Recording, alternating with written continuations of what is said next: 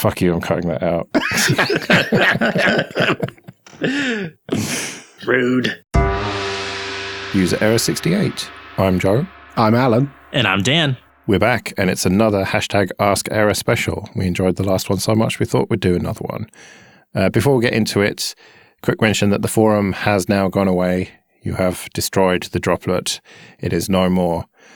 So if you do want to get in touch with us, then Twitter's probably the best way, and that is at user error show. Or you can go to error.show/contact, and there's ways there. But yes, the forum is no more. And for GDPR compliance reasons, I've deleted all the backups as well. Ah, good man. Right, the first question then. What's the one bit of Linux advice you'd give yourself if you could go back to the start of your journey? I think if I had to go back to the beginning, then I would tell myself to start coding faster. And it's kind of not really just Linux advice, but I think that's the number one thing. Is it took me a long time to like get involved with other projects, and even then just getting involved through the issue tracker and things like that. I wish I would have tried to submit more pull requests a lot longer ago, and I feel like that it's only been within the last couple of years that I've really started going to upstream project pages and trying to really get involved with things that I care about. So I wish that I would have tried to do that sooner. Right. I thought when you said coding faster, you meant like typing really fast like that. No, you mean more sooner is the word. Right, yeah. I'm mixed on this because I was going to give a similar answer to Dan, but more get involved in Linux earlier because someone introduced it to me in like 93, 94, something like that. And he had a pile of floppy disks and I poo-pooed it and thought it was just ludicrous. And why would anyone want to install that rubbish? And I was still messing about with Novell NetWare and Turbo Pascal in MS-DOS and stuff like that. And I think I probably would have enjoyed it if I'd have taken, the floppy disks that he offered and had a play with Linux. I think I might have enjoyed that. But the problem was at the time I was young, free and single and quite enjoyed going out, meeting girls and drinking beer. So I'm not sure it would have worked anyway. So even if I had a time machine and went back and said to myself back in 1994, 95, hey dude, you should take that guy's floppy disks and you should play with that nerdy operating system in your bedroom, I'd be like, nah. So yeah, I'm not sure it would have worked even if I could do that. I was not going to say that, but I might have to steal that as my sort of half answer because, yeah, I got given some, I don't know, Mandrake, something like that, discs, CDs they were, by my brother, and he said, oh, check out this Linux thing, and I'm like, I don't know, didn't, and took the discs, but then never installed it, and then got into it with Ubuntu a little bit later. But the one bit of advice is just really simple that I wish I'd known about tab completion sooner. It took me about 4 or 5 years of being into Linux before someone told me about that, because it's never in blog posts and tutorials and stuff. They give you all these commands to type out. And if they'd said that there was tab completion, it would have been so much easier. And now, well, that and Control R as well. I wish I'd known about that. So just, yeah, practical advice, really. I think maybe I might have suggested to myself to try learning C or C++ or something. If I had the time, and I obviously had the time because I was mucking about with Turbo Pascal and writing rubbish with that. And I taught myself Turbo Pascal from shareware floppy disks. I think if I'd managed to, encourage myself to learn C, I might have had a better grounding, but I don't know. It's hard to know, without forking the universe and going down another timeline. There's no way of knowing, is there? Right. What would make you delete your Twitter? I don't know. I think maybe if I was getting a lot of harassment on it and I couldn't get rid of that. Like if the block and the mute button wasn't working and I wasn't getting any help from Twitter support, I think that's probably the point at which I'd probably, I don't know whether I'd delete it or make it private. I noticed Evan Blass, the guy who is known as Ev Leaks, has recently flipped his account to private and he said he's not going to accept any new followers. And so the people who are in now and follow him now are the only people who will ever be able to allow to follow him, and it will only go downwards from there. Which I thought was an interesting way of doing it. And he's completely changed the way he converses with people online. Now he knows it's a private Twitter account. And I was kind of tempted to do a similar thing, but that's difficult because part of my job is promoting the thing I work on, and it's a bit difficult if my account is private. Yeah, same. Yeah, I feel like that I'd probably make my account private before deleting it, because I don't know, there's something about Twitter that I feel like I get information from that particular social network that I'm not sure where I would find anywhere else. Like, there's people that I find interesting that are working on things that I find interesting, or that have insights into fields that I find interesting, that I have no idea where else that I would see that. I don't know where I would go to find out, like, what certain people are hacking on, for various GNOME projects, or I don't know where I would go to find out what somebody like Sam Altman decides is some interesting thing to share about companies he's invested in recently, or some piece of advice from some marketing director that somebody that I follows somebody who follows somebody who retweeted, or there's just something about it that surfaces things that I would find very interesting, but I would have no idea where to even begin to look for those things if I had to find them somewhere else. Is that just fear of missing out? Like missing out on those technical details and those tidbits of information from people that you've never met? I don't know if it's so much missing out, I guess, but sometimes there's really interesting things. Like I see, Christian Hergert writing about like things he's doing with Builder or with profiling, and things that he's doing really interesting with GTK. And I can look at it and go, oh, like I want to do something similar, or, oh, that inspires me to make this change or try this thing. Or there's certain other designers or developers that I follow that I can see something they've done and then think about how my work could be impacted if I looked at things in the way that they're looking at that problem. Going back to the original question, I think, like you, Popey, I would probably have to leave if I just got bombarded by harassment or whatever, but hopefully block and mute would help that. But I think really what would make me leave would be if it massively changed and became like Gab or something, and just sort of tainted by the free speech crowd, whatever you want to call them, the extremists. I think that is both left and right. But the good thing about Twitter is you can make it what you want it to be. I remember listening to an interview with Jack Dorsey, I think it was Rogan, where he was saying that the idea of Twitter is supposed to be like you can have politics Twitter, or you can have football Twitter, or you can have Linux Twitter, or whatever you want it to be, by following the relevant people or following the relevant hashtags. And so for me, I have managed to avoid a lot of hate and stuff by just muting and blocking people. And if I see an account that's posting political stuff that I disagree with, I just block it, which I know is really terrible. You're not supposed to do that. You're supposed to, see both sides and not be in a bubble. But you can just make it whatever you want it to be. And as long as I can still do that, I'm still going to use Twitter, I think. I don't know if you have to necessarily follow both sides. I know that's the John O'Bacon school of sitting on fences, is, embrace both arguments and listen to both sides. But if you fundamentally disagree with an extremist point of view, why subject yourself to that bullshit constantly? I mean, I don't see the point. You could argue someone's living in a bubble, but people lived in bubbles for many years before Twitter came along, because they hung out with people they want to hang out with, and they read the paper that is politically aligned with their thinking. People do that already. You don't have to expose yourself to the other side to live a fulfilling life. It's bullshit. I definitely feel like I've changed my Twitter feed to include less outrage. I want to see things that are interesting or exciting. And if I see someone that's just doing things that I'm clicking on because it angers me, then it's like, okay, is following that person really making my day better or my life better?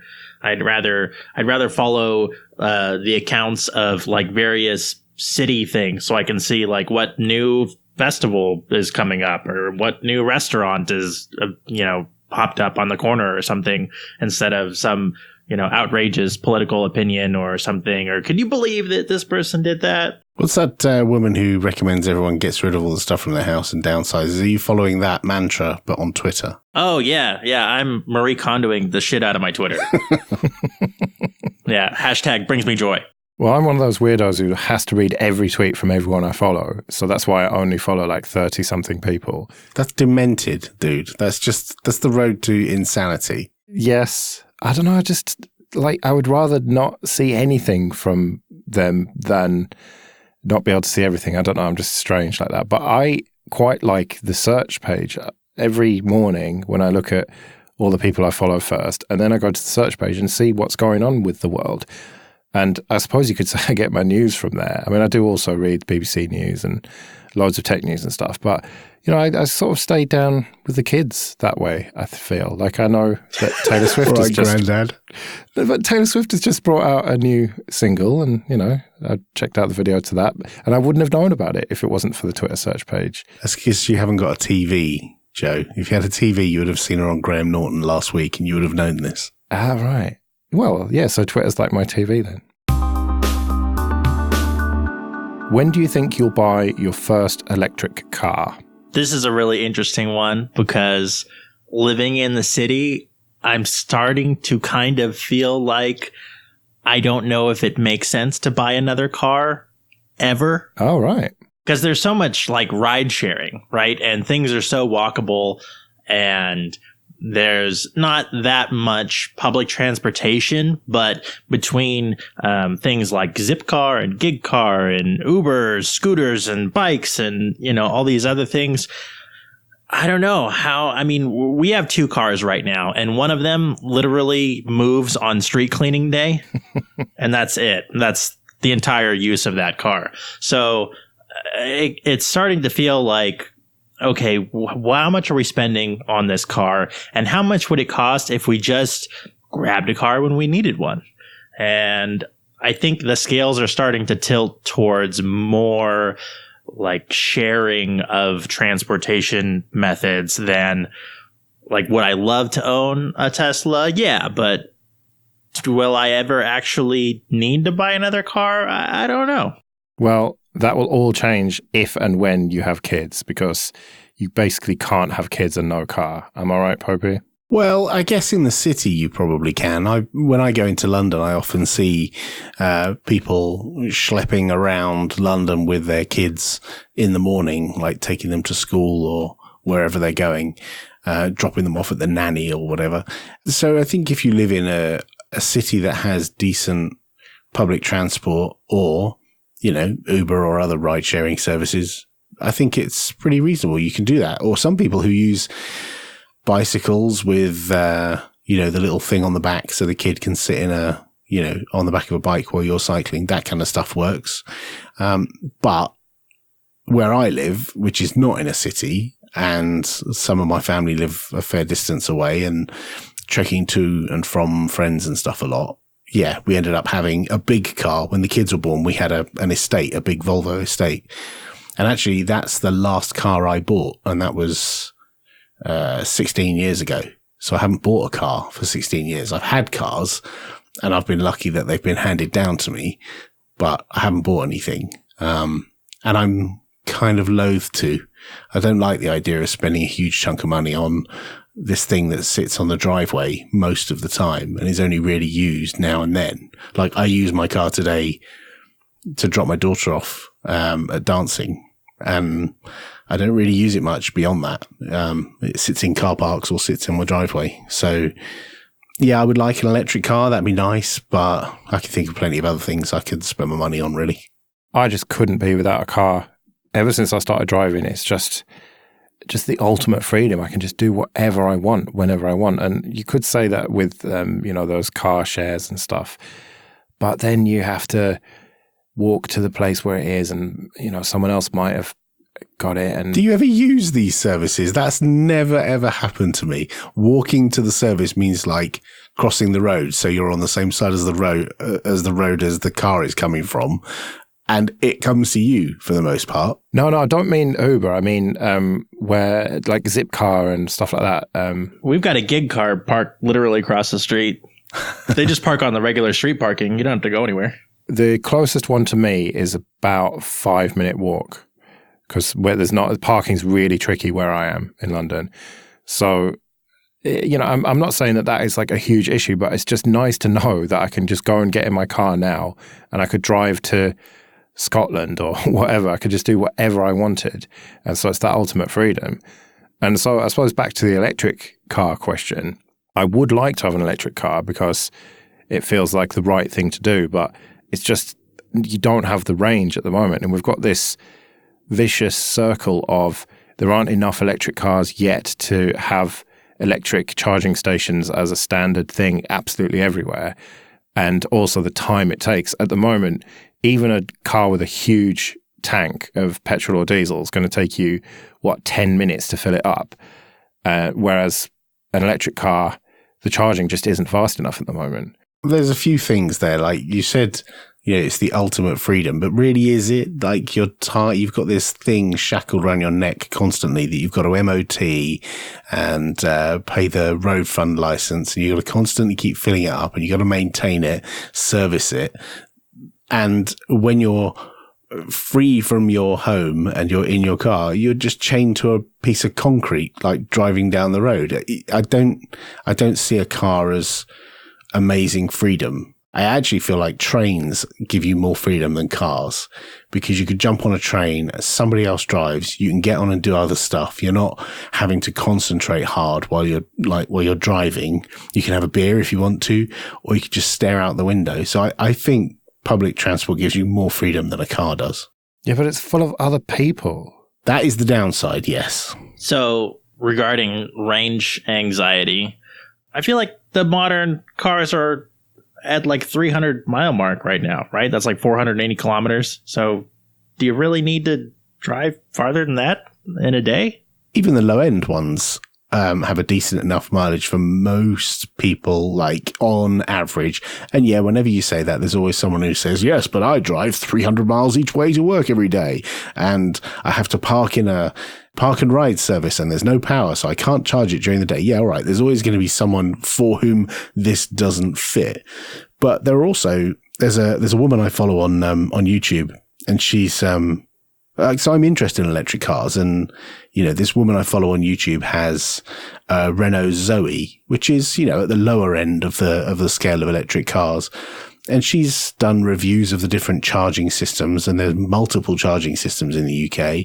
And she talks about, some of her range anxiety, and she's a contract worker. So she can sometimes be asked to go more distance than you might expect, and she has to plan her journey a bit more. And I think that's really all it is. It's just planning a bit more and maybe factoring in having a coffee somewhere, or factoring in a longer stop somewhere and then go and do the shopping while you're there, or something like that. I think if you think about it, it's not so hard. It's just a change in mindset, I think. Yeah. Well, my car is about 15, 16 years old, something like that. And I'm hoping to get another few years out of it. And then in that few more years, hopefully there'll be way more charging stations and the charging technology will be that bit better and the range will be that bit better.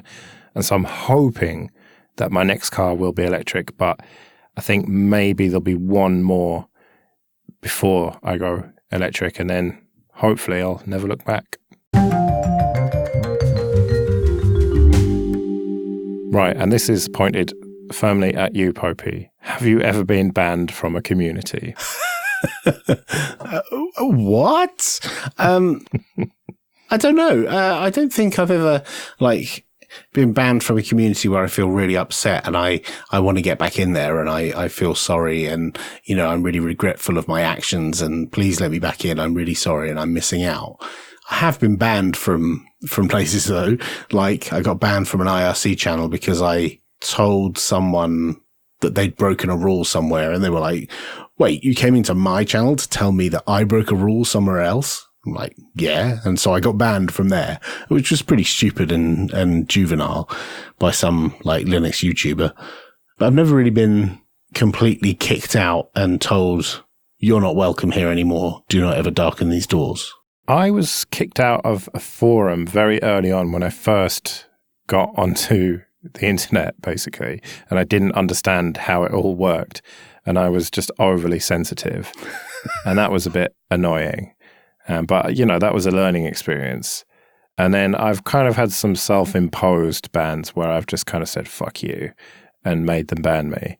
When I got sick of certain communities. Individuals banning you or? Well, I don't know if being blocked on Twitter counts, but no, I'm talking about communities. This is sort of many years ago where I got involved with a few different kind of communities, forum type things, and then just got sick of it and just burnt bridges to make sure that I wouldn't go back there and keep wasting my time on it. I can't imagine Dan has been banned from any communities. I can think of 2 instances. Oh. One was, I don't know, I was probably a freshman or a sophomore in high school or something like that. And there was a Call of Duty server ran by some squad, some team, and they had some kind of tryouts or something like that, and I didn't make it in, and because I was a shithead, I changed my username to like rejected or something stupid like that. They were like, fuck you, man, and they kicked me off their server. And then wow. I once was a member of a private torrenting site for distros, obviously, exclusively for Linux distros, and they had some weird rule about the seed ratio and the number.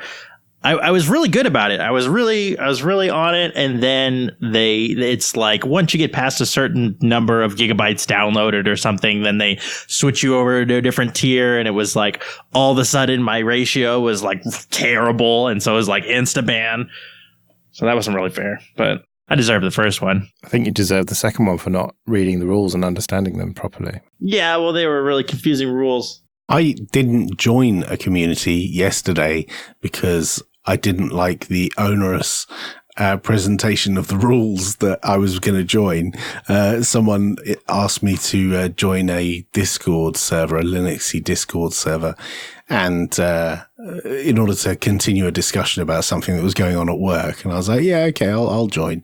And I'm in like 20 or 25 Discord servers, Discord communities. And I clicked on this one and joined the channel. And the first thing, a bot says, welcome. And then I went, hello, in the channel. And then it was like, you're not allowed to talk here. You have to read the rules and you have to give me the code that you get at the bottom of the rules. And I clicked through to the rules. And there was like a big wall of text. And then there was like, if you're on mobile, click this link and it takes you through to GitHub and you have to file a GitHub pull request or something or a GitHub issue. And I was like, oh my God, this is bullshit. I'm not doing this. And obviously they've put it there because shitheads go there and troll them. And, they have a set of rules to try and prevent awful people going in there. But I'm not an awful person. But I don't feel I should have to prove that. So I was like, nah, fuck this. And I walked away. I was like, no, I'm not going to join that community because they're clearly dickheads. Can you do me a favor, Popey? Can you just quickly go to DistroWatch and tell me what is the top distro on there? Okay, so now you've reminded me of the one thing that I think I might be banned from. For some reason, I can't reach distrowatch.com from my house. I have a relatively static IP address, and from my home, I can't reach that website. And it's weird because I can reach it on my mobile from, a 3G connection, and I can reach it from my work office. And if I connect from servers that I have that are outside my home, everything is fine. And there are no other websites that I have a problem with. It's only DistroWatch. My traffic just stops when I get to the box before DistroWatch. So you could argue I may have been banned from DistroWatch. And I don't know why. Or there's some network malconfiguration. It could be that. It really, really could be that. But I don't think it's that. I think my IP's been banned. But I don't know why. because I haven't done anything other than tell everyone stop trusting DistroWatch for popularity figures. Maybe that's why. If you'll quickly notice, Elementary is right above Ubuntu on DistroWatch. I don't believe you, but I have no way of verifying this. You could tell me anything about DistroWatch and I would say, okay, because I can't visit the website. If I open DistroWatch on my phone and disconnect from my Wi-Fi, then I can confirm it. But yeah, it's stupid. Okay, yes, I've logged on to DistroWatch now on my phone and I can see Elementary is above Ubuntu. Oh my God, what are we going to do?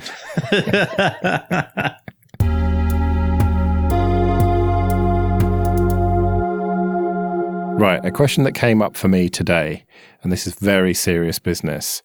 What kind of printer cartridges do you buy? I don't see what's funny about it. Do you go for proper genuine ones, or do you go for compatible ones? Or is this not 1998 and you don't own a printer? This is like asking me what brand of washing powder I buy. I don't care. It's like not important. It is important. I got into an argument about this today. It's like, I don't know. It's more like asking me whether I buy Duracell or Ever-Ready batteries. That is a good point. Do you go for Duracell or do you go for cheap knockoff batteries? Oh, never buy the cheap knockoffs. Always buy the premium batteries. Always. Yeah, it's a mission. I would never buy knockoff. No, I don't care. Whatever. So we do own a printer, and it recently decided that one of the cartridges in it is not compatible with it, which it was last week, but for some reason this week it's no longer compatible. So I don't know yet because we haven't bought ink for this printer. So we might just buy a new printer. That's what they want you to do. That's what the man wants you to do. They want you to waste resources buying another printer. Yeah, but this one, so we recently started printing envelopes to fulfill a new Patreon reward tier for Elementary's Patreon. And this printer does not print envelopes effectively. And also, we'd like to print in white. So I think that we're going to look for a different printer. Sorry, rewind. You want to print in white? Yes. And nobody will do it. I've gone to every print shop around town and asked them, can you print in white on a blue envelope? And they're like, no. Yes, let me. Oh, I want to see you go into a print shop and ask to buy the black, the cyan, the magenta, yellow, and do you have a white cartridge as well, please? There's got to be a consumer printer somewhere that prints in white. How is this not a problem that anyone else has ever had? Right. I've got a solution to your problem. It's the thinking outside the box solution. What you need to do is make a stencil, right? And then get some Tipex or whiteout, I think you call it, and use that instead. We have white gel pens, but, everybody's address is different. Or just print blue and leave out the white bits. I mean, it'll be really expensive on ink, but you'll fulfill your ultimate dream of white text on a blue background. I think we'll just stick to the gel pens. So we've got two printers in the house. One is one of these multifunction HP jobbies that does everything and is wireless and wired and everything. And I've had DeskJets for years. In fact, I reviewed one on Amazon because it went really well. I plugged it in to my Linux machine and it just started working. It was like no driver installation. It just automatically found and everything worked. So I thought I'd leave a review on Amazon because all the other reviews would really panned it for the Windows driver. So I was that guy who left a review saying, I'm running Linux and I plugged this printer in and it worked first time. Ha, suck it, Windows users, or something like that. But since then I've bought this laser printer. So I've got a color laser and I've got a black laser in the bedroom up here, the office up here. And this one was like £10. I got it secondhand from somewhere. I can't remember where, but it's not got network. So I have to have it plugged into a server in order to do like cloud printing or networked printing. But I almost never buy toner for it. I think I've only ever put a second toner in it once. because I don't print very often, because printing is a thing for the past, because printers are devices for causing pain and injury to everyone, and also they sometimes print stuff. That's all well and good, but you didn't answer my question. For the inkjet that you've got, do you buy proper... I did. I answered it right at the beginning. I said I don't care. So I buy whichever one is the cheapest one on Amazon at the time that will arrive fast enough to replenish the stock that's running out in my house. Right, so you do go for compatible rather than genuine. Thank you, you've answered my question. Whichever's cheapest. Well, obviously the knockoff ones are going to be cheaper. I don't know. Is it pence per page, or are you getting quality print? I don't know. I've never compared. I just buy them, put them in, print stuff, done. How many podcasts do you listen to? Now, Dan, I've got the feeling you don't listen to that many, right? I don't listen to that many. And actually, recently, I haven't been listening to podcasts much at all because I just feel like I haven't had the downtime. But when I was listening to the most podcasts, let's see. Let me check my library to see what I've got.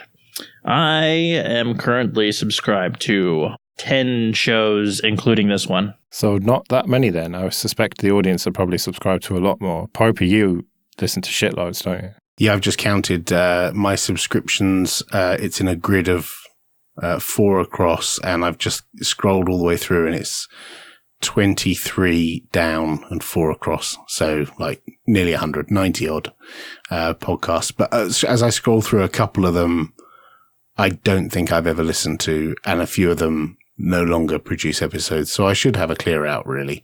But really, there's probably about half a dozen to a dozen that I actually listen to. Some of them while I'm cooking, I'll put the phone on the side while I'm washing up or while I'm making a meal, and I'll listen to a show, or I'll listen to it in bed. And those are really the only times I ever listen to podcasts, or when I'm on the train if I go to the London office, but that's only once a month. So on the way there and on the way back, I'll listen to an episode. So I don't really listen to podcasts an awful lot. There's a few that I like to listen to send me to sleep at night. And the two that do that is the Accidental Tech podcast, because they talk all about Mac and I know nothing about what they're talking about. So it sends me to sleep. And the other one is 538, the US Politics podcast, because it's all about American politics, and that sends me to sleep as well. So those are really good at making me sleep at night. I listen to about 20 probably regularly. I've got a lot more that I'm subscribed to that I occasionally listen to if it looks interesting, but yeah, probably about 20. But going to sleep is one of the main times that I listen to podcasts these days. And I have this real problem. I've become really picky because it has to be interesting enough to hold my attention, but boring enough for me to go to sleep. It can't be funny because I can't be laughing because that wakes me up. It has to be really good audio quality. Otherwise, it just annoys me. The editing has to be good. And the hosts have to be not too frantic. And so it's really hard for me to actually find stuff to listen to. I end up subscribed to all these science podcasts and stuff that sometimes do really good episodes, but then they'll do like a dodgy interview where it's all like just shitty Skype quality and stuff. And I just have to skip that episode. So yeah, I think I've become far too picky. So if anyone's got any suggestions for shows that fulfill all those categories, then please let me know. Go to error.show/contact and or just get me on Twitter at Joe Ressington.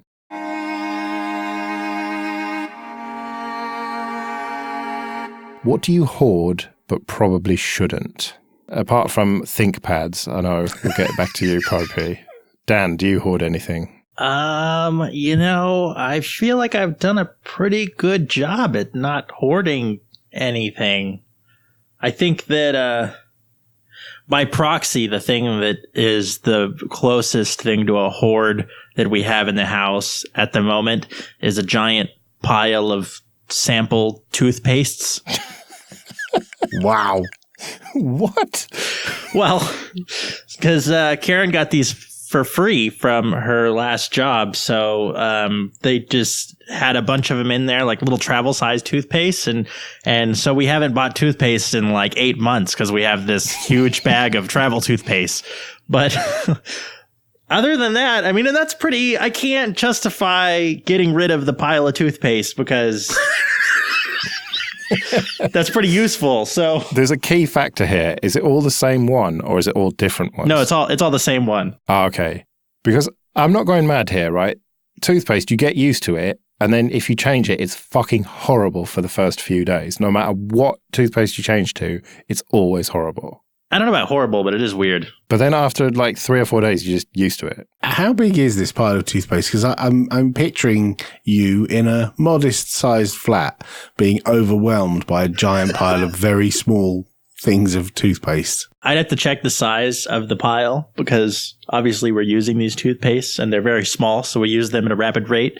But I think the last time I looked at it, it was probably like 10 or 15 boxes. Boxes? See, that doesn't clarify anything because a box could be any shape and size. Well, they're travel-sized toothpaste boxes. They're individually boxed. Ah. As you would expect when you buy travel-sized toothpaste. It's exactly like you get them off the shelf like that, you know? But just in a bag. I don't think 10 or 15 counts as hoarding. Then I got nothing. How many ThinkPads have you got, Popey? I think about 13 at the last count. But that's not even the start of it. Like, it's not just ThinkPads. There's other computers as well. I have a habit of not getting rid of old computers. I did in the past. I collected a few old computers, and then for some reason I purged, and I had some really nice old computers. I had an old Mac Classic and a few others, and I got rid. And I kind of regret getting rid of some of those because they might do them up a little bit and they might be worth something. But, yeah, it's not just computers. There's all kinds of junk. As I look around me, I'm trying to avert my gaze from the stuff that I've got. And I also collect data as well. I like archive stuff on my home server that's got like terabytes of storage. And on there's all kinds of stuff that, there's screenshots from Ubuntu Phone from like 5 years ago. I could just delete that folder, but at some point someone might write a retrospective article. If they ever need a screenshot, I'm your man. But, and it's not inconveniencing me by having that data on that disk. It's not like my server is bulging in capacity and we're going to fall off the shelf as a result of the extra data that's on there. It's just, I know it's there. It's like, and I really should get rid of it, and my mind would probably be cleaner as a result. But then later on, I'll be really annoyed when someone comes to me and says, "Have you still got those screenshots of Ubuntu Phone from 2013?" And I'll be like, "Oh, damn it." Yeah, I hoard data massively. I've just saved everything I've ever created or used or had on my computer, and it's all horribly disorganized on my NAS. And various other external hard drives and some internal hard drives that are just in a drawer and are never going to get plugged in again. Like, why am I going to keep a 320 gigabyte 3.5 SATA drive? Like, when am I ever going to use that? If I'm going to build anything, I'm going to buy a 6 terabyte plus at this point. But I just can't. I think, well, it's a backup. And so I'll just leave it in this drawer, and I've just got this fucking massive pile of them. And also old laptops as well. I've got just way too many. I've even got an iMac that some twat gave me. You're welcome. Which I really should sell, but I don't think anyone's going to want to buy it because it's not supported anymore. So, yeah, I've got way too many laptops and stuff. But I also hoard guitars. No, I collect guitars. Let's just say I think I've got like 11 or 12 guitars, some quite nice ones, some shit ones. My worry is that I could very easily turn into like a Mr. Trebus character, and that you see on these cleanup shows. I could very easily, you could come around and knock on my door, and there's only a thin corridor through the house, and there's just piles and piles of paperwork, everything. I worry that will be me, and I try and every so often have I had a bit of a purge today actually, and got rid of some stuff that I'm thinking I don't need 2 Mac charge cables. I only have 1 Mac. I don't need 2 cables. But then I've got like 5 ThinkPad charge cables, but I'm keeping those. So it's all completely non-logical and ludicrous and a bit weird. And yeah, I should do a proper purge, but I just can't bring myself to do it.